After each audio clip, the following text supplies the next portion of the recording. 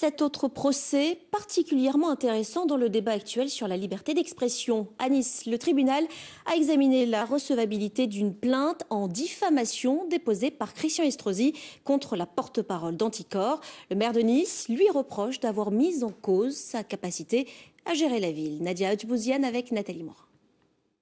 Séverine Tessier, la porte-parole d'Anticor, association luttant pour la transparence en politique, aurait déclaré « Il ne faut pas que la dette soit renégociée, il faut en demander la nullité pure et simple » à propos des emprunts toxiques de la municipalité. Des paroles que Christian Estrosi juge très attentatoires. Madame Tessier considère avoir émis une simple opinion, un simple jugement de valeur. Pour ma part, je considère que Madame Tessier a exprimé un fait précis, c'est celui de la carence du maire de Nice de traiter la dette, que ce fait précis de nature à porter atteinte à l'honneur et à la considération du maire de Nice, et qu'à partir du moment où vous avez un fait précis de nature à porter atteinte à l'honneur et à la considération, cela justifie une action en diffamation.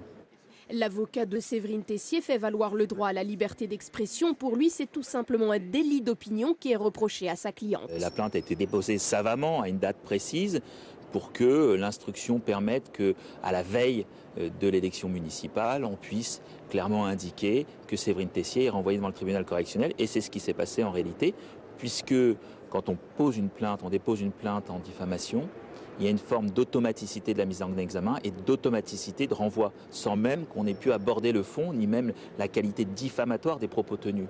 Le tribunal n'a pas statué sur le fond de l'affaire donc, mais sur la recevabilité de la mise en examen. Si elle est considérée anticonstitutionnelle, elle sera abandonnée. Si elle est retenue, ce sont les propos de Séverine Tessier qui seront alors jugés. La décision ne devrait pas être rendue avant 3 mois.